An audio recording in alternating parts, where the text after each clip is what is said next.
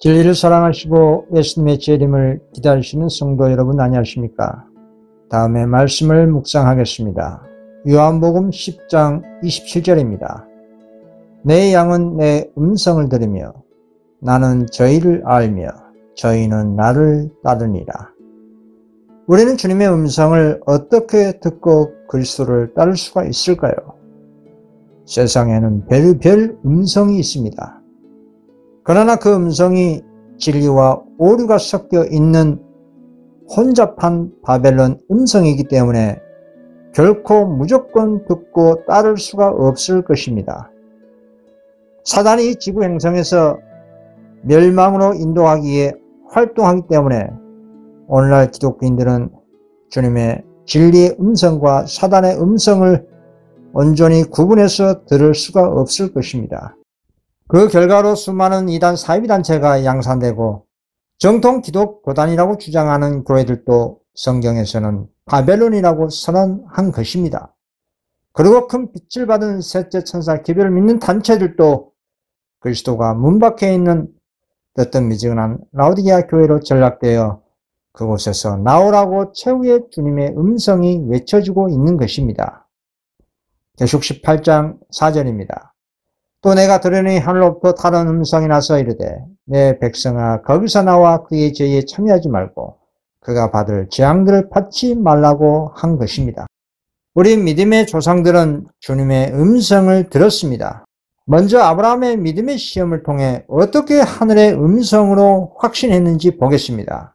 아브라함은 하나님께 사라를 통해 있을 약속의 후손을 인내하지 못하고 여종 하가를 통해 약속의 후사를 둔 믿음 없는 행동을 했습니다. 그리고 이후 무서운 시험이 임했습니다. 그것은 아들 이삭을 모리아 산에 가서 바치라는 주님의 음성이었습니다. 그런데 이 두려운 시험에 아브라함은 어떻게 하나님의 음성인지 확신하였을까요? 사단은 이렇게 아브라함에게 속살거렸습니다. 하나님의 거룩한 율법에 살인하지 말라고 했는데 어떻게 그 말씀에 정면으로 반하는 것을 주님께서 너에게 요구할 리가 있겠는가? 너는 속고 있다. 그렇습니다. 이 논리는 그 당시 우상 숭배자들의 인신제사가 유행하고 있는 상황과 그리고 마땅히 율법과 증거의 말씀에 맞지가 않는 것입니다. 그래서 아브라함은 그 이전에 해본 적이 없는 기도를 간절히 했습니다. 다음에 영감의 글을 읽어보겠습니다. 아브라함은 자신이 기만을 당했을 것이라고 믿도록 유혹을 받았다. 의심과 고민 중에 그는 땅에 엎드려 이 무서운 의무를 수행해야 할 것인지 주어진 명령의 확실성을 알고자 이전에 결코 그같이 해본 적이 없는 간절한 기도를 드렸다. 그렇습니다. 과거 천사가 자신에게 계시한 그 장소로 가서 도움을 구했지만 그 누구도 아브라함에게 구원의 소식을 주지 않았습니다. 이런 상황에서 어떻게 주님의 음성과 사단의 음성을 분별해 들을 수가 있을까요? 확신할 수 있을까요? 아브라함의 마음에는 그 명령이 주님께로부터 온 것을 믿었지만 100%로 확신하지 못한 것입니다. 그 이유는 앞에서 말씀드린 것처럼 그 당시 우상 숭배자들의 인신제사가 횡행한 것을 주님께서 하라고 하신 것이 도저히 납득할 수가 없는 것입니다.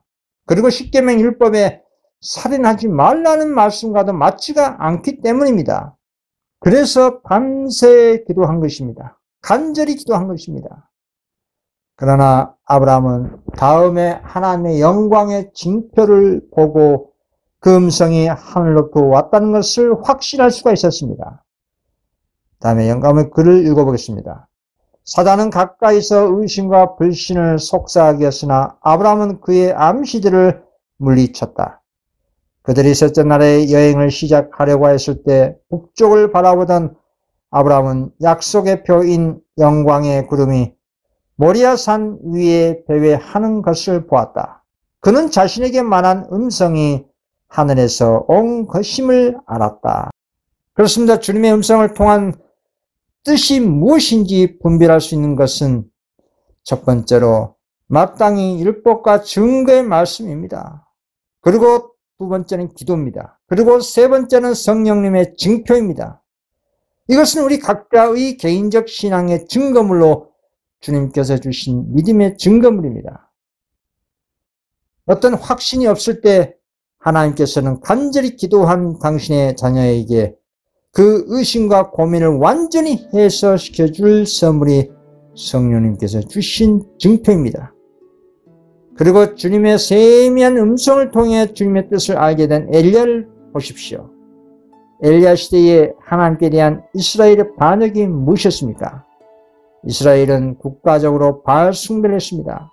아합은 수도에 바알 숭배를 끌어들였을 뿐만 아니라 이세벨의 지도 아래 많은 산당의 이교의 제단을 세웠습니다. 왕의 같은 그릇된 행위로 거의 모든 이스라엘 백성들이 바알을 따르고 있었습니다. 왕상 21장 25, 26절입니다. 이로부터 아합과 같이 스스로 팔려 여호와 보시기에 악을 행한 자가 없으면 저가 그 아내 이세벨에게 충동되었습니다. 저가 여호와께서 이스라엘 자손 앞에서 쫓아내신 아모리 사람의 모든 행한 것 같이 우상에게 복종하여 심히 가증하게 행하였더라. 이런 국가적인 배도에 의분에 찬 엘리야는 이스라엘의 가증한 일로 울며 탄식했습니다. 그래서 이스라엘이 집단으로 멸망당하는 것을 막기 위해서 하나님께서 형벌을 내리셔서 이스라엘이 회개할 수 있도록 간절히 기도한 것입니다. 다음에 증언을 읽어보겠습니다. 산중 은식처에서 이 배도를 바라본 엘리야는 슬픔을 억제할 수 없었다. 괴로운 마음으로 그는 한때 은총을 받은 백성들의 악한 행위를 제지시키시고 필요하다면 형벌을 내리사 저희로 하나님께로부터 떠난 것을 사실 그대로 볼 수 있게 해달라고 하나님께 간청하였다. 엘리야는 그들이 하나님을 노엽게 하여 완전히 멸하실 정도로 악을 행하게 되기 전에 회개하는 것을 보기를 갈망하였다. 자, 그리고 하나님의 형벌이 임했습니다. 왕상 17장 1절입니다. 길리앗 세우가는 자 중에 디셉 사람 엘리야가 아합에게 말하되 내가 섬기는 이스라엘의 하나님 여호와께서 살아 계심을 두고 맹세하노니 내 말이 없으면 수년 동안 비도 이슬도 있지 아니하리라 하니라. 그리고 세상의 가뭄의 재앙이 3년 이를 때에 주님의 말씀이 엘리야에게 임했습니다. 왕상 18장 1절입니다. 많은 날이 지나고 제3년에 여호와의 말씀이 엘리야에게 임하여 이르시되 너는 가서 아합에게 보이라. 내가 비를 지면에 내리리라. 세상이 온통 가뭄으로 메말라가는 상황에서 아합 왕과 이세벨은 하나님의 선지자를 죽이는 폭압적인 통치를 했습니다. 그리고 그 유명한 갈멜산에서 바알 선지자들과 예배 대결을 엘리야는 펼치게 됩니다.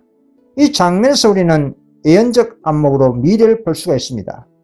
엘리야 대 바알 선지자, 이 대결이 향후 어떤 사건을, 어떤 예언을 예표하는 것일까요? 그것은 짐승의 표, 즉 이를 법령을 강제할 것을 표상한 것입니다. 하나님의 계명을 지키는 그 소수의 여자의 남은 자손과 천주교, 개신교 등 모든 종교들과 세상 모든 이교 불신 세력들 간에 선악간의 최후의 투쟁이 일어날 것을 암시한 것입니다. 3년 반 동안 비가 오지 않은 엘리야 시대의 재앙은 계시록 16장의 7재앙의 전조현상, 오늘날 기후변화의 재난입니다. 그래서 그 같은 재난의 원인이 엘리야에게 있다고 고소한 것처럼 마지막 때의 재앙의 원인도 제7을 지키는 적은 무리들 때문이라고 세상과 타락한 모든 기독교 세력들은 고소할 것입니다. 그렇습니다. 엘리야는 하나님의 계명을 지키는 여자의 남은 자손 14만 4천을 표상합니다. 그리고 아합과 이세벨 그리고 바알 선지자들은 오늘날 미국과 천주 교황권 그리고 거짓 선지자 개신교 세력들을 상징하고 있는 것입니다. 그래서 오늘 21세기 일어날 재림전에 있을 예언의 큰 사건은 하나님의 계명과 인간의 계명 간의 싸움이 일어날 것입니다. 에스겔 13장의 핵심 내용은 짐승의 표, 즉 이를 법령을 천주 교황권, 미국 정치, 개신교 세력, 즉 이 삼중연합 세력들이 이를 법령을 제정하는 것입니다. 그리고 일요일을 지키지 않고 하나님의 계명인 제7을 지키는 여자의 남은 자손을 죽이려는 예언을 하고 있는 것입니다. 그 예언이 계시록 13장 15절에 있습니다. 그가 권세를 받아 그 짐승의 우상에게 생기를 주어 그 짐승의 우상으로 말하게 하고 또 짐승의 우상에게 경배하지 아니한 자는 몇이든지 다 죽이게 하더라. 그래서 계시록 14장의 셋째 천사는 짐승의 표를 받지 말라고 외치고 있는 것입니다. 계시록 14장 9절 10절입니다.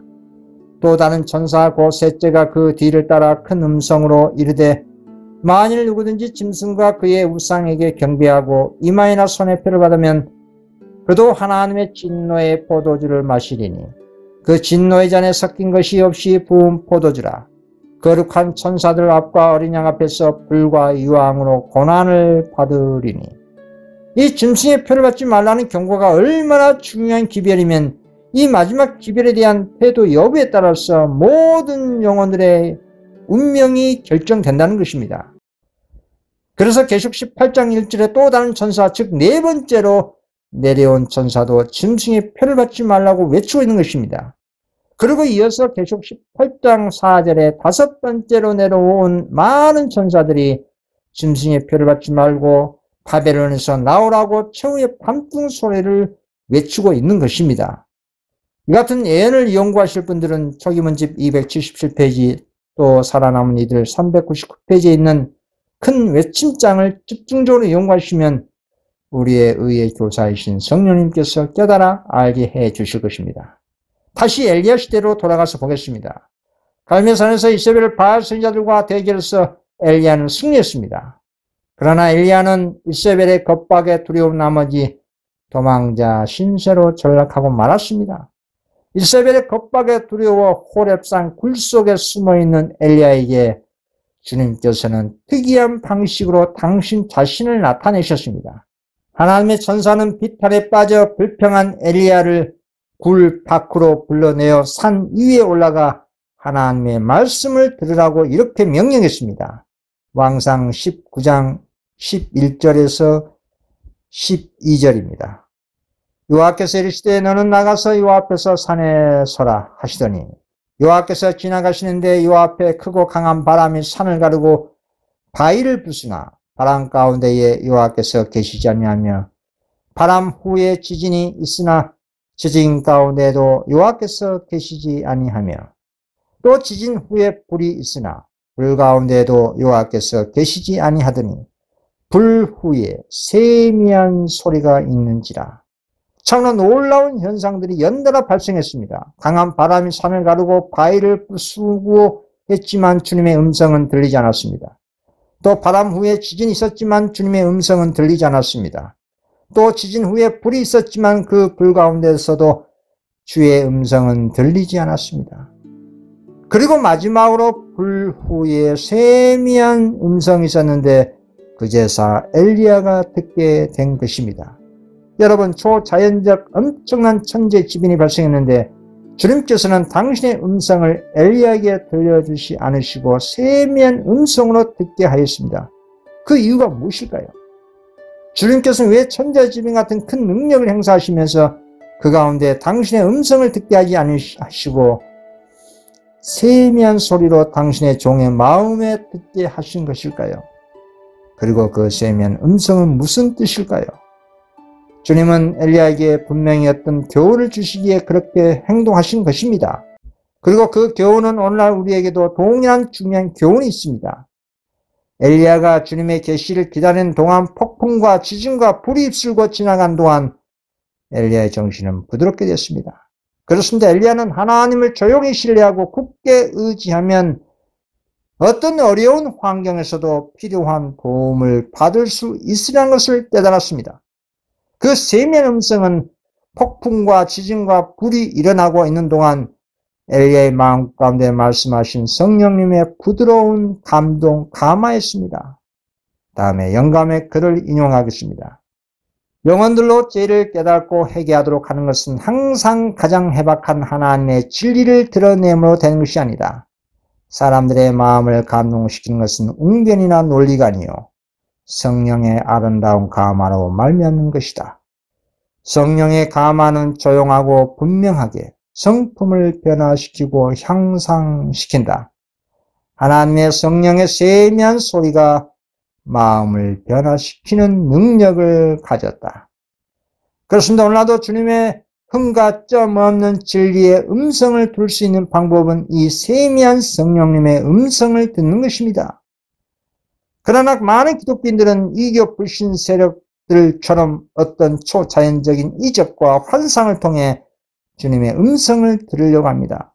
그러나 그런 식의 주님의 음성을 듣기를 원한다면 사단에게 100% 미혹당하는 것입니다. 오늘 수많은 교단과 교파가 난립하고 기독교가 세상의 빛과 소금이 되지 못한 증거가 무엇이겠습니까? 그것은 사단의 음성을 듣고 미혹당했기 때문입니다.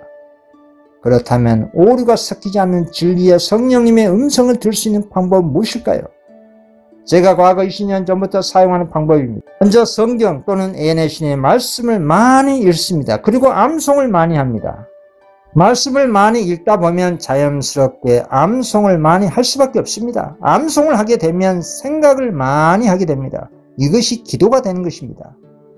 그러면 주님의 말씀의 뜻을 우리의 의의 교사이신 성령님께서 우리 마음 가운데 깨달아 알게 해 주십니다. 요한복음 16장 13절. 그러나 진리의 성령이 오시면 그가 너희를 모든 진리 가운데로 인도하시리니 그가 스스로 말하지 않고 오직 들은 것을 말하며 장래 일을 너희에게 알리시리라. 이것이 세미한 음성입니다. 성령님은 우리 마음에 당신의 진리와 예언의 말씀을 깨달아 알게 하셔서 우리 마음을 감동감화시켜서 마음을 변화시키시는 것입니다.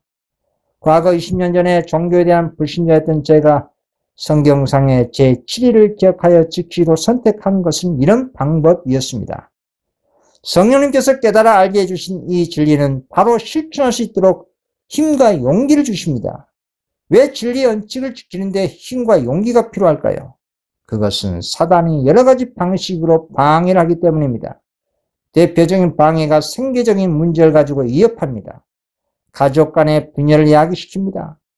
그러나 주님의 진리를 지키기로 선택하고 의지를 하나님 편에 옳게 사용하면 그 모든 장애물을 뚫고 전진할 수가 있는 것입니다.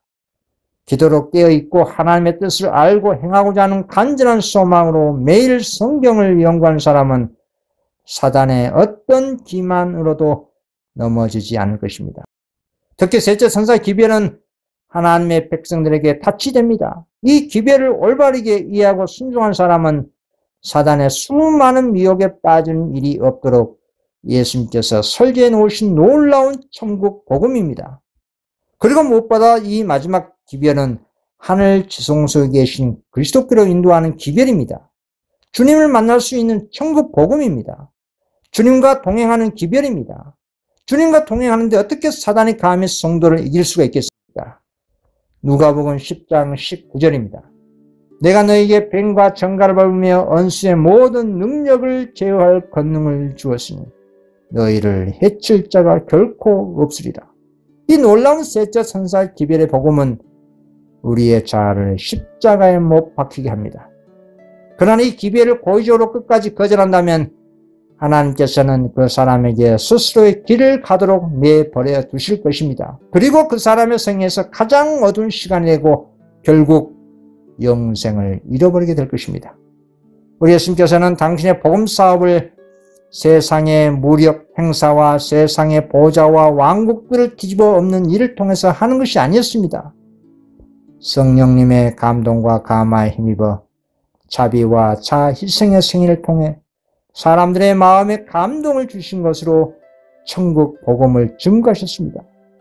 누가복음 4장 18절 19절 말씀입니다.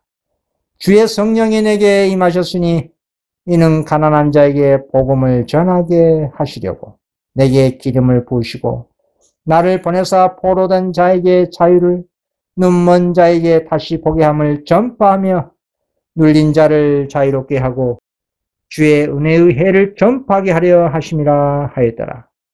그렇습니다. 베드로도 이렇게 증거했습니다. 베드로전서 1장 23절입니다. 너희가 거듭난 것은 썩어질 씨로 된 것이 아니요 썩지 아니할 씨로 된 것이니 살아있고 항상 있는 하나님의 말씀으로 되니라. 마지막 때 엘리야의 심령과 능력으로 온 여자의 남은 자손의 사명은 이와 같은 세미한 성령님의 음성에 감동 감화를 받습니다. 그리고 진리와 예의 말씀을 붙들고 셋째 천사 기별을 증거하고 세상에 경고하는 일을 합니다. 그리고 짐승의 표 대환란도 하나님의 약속의 말씀을 붙들고 오직 예수님 믿음으로 그 환란을 견디며 통과하게 될 것입니다. 그러나 앞에서 언급했던 것처럼 엘리야 시대 때 3년 반 동안 가뭄의 재앙이 일어났던 것처럼 오늘날도 하나님의 안식일과 인간의 계명인 일요일 다툼이 일어날 수밖에 없는 그 동기가 실재앙의 전조 현상인 오늘날 기후변화에 따른 천재지변입니다. 오늘날 매일같이 전 세계적으로 일어나고 있는 이 재난들이 지금보다 더 과속화될 것입니다. 그리고 짐승의 표, 즉 1월 법령의 당위성이 미국 내의 기독교 사회에서 여론화가 될 것입니다. 그리고 1월 입법 후 계도 기간에는 권능과 표적이 수반된 유진비의 역사가 분명히 있게 될 것입니다. 그때는 명목상 재림 신도와 타락한 모든 교회 안에 있는 신실한 주님의 자녀들이 마지막으로 나와서 표적과 이적이 수반된 능력을 받아 바벨론에서 나오라는 큰 외침이 있게 될 것입니다. 그리고 계속 16장의 7장이 발생하는 그 기간 모든 예언의 사건을 포함해서 총 2년 이후 복음 사업이 마쳐버리고 그리스도의 재림과 함께 성도들은 승천하게 되는 것입니다. 그러나 그 전에 앞에서 말씀드린 것처럼 주님의 말씀을 통해 역사하시는 세미한 성령님의 음성을 우리 마음 가운데 듣는 데 집중해야 합니다.